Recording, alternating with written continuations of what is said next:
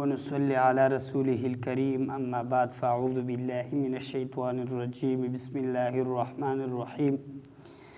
زما محترم مسلمانانو، الله جل شانه په دې انسانانو باندې ډېر زیات مهربان دی.